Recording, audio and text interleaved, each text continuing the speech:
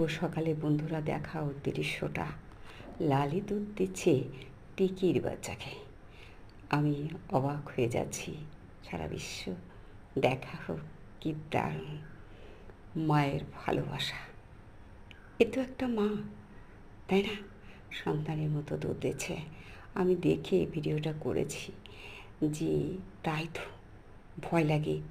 যতই হোক, অনেক বাচ্চা দেখেছি অনেক কুকুর মা মেরে দিয়েছে, আর আজকে কিন্তু লালই সেই জায়গাটা, ওই যে ওরা দুজনে খাচ্ছে এবার। বাবা, আমি অবাক হয়ে গেছি যে হতে পারে সম্ভব। হ্যাঁ, মা ও ওদের সন্তান মনে করেই দুধটা দিচ্ছে।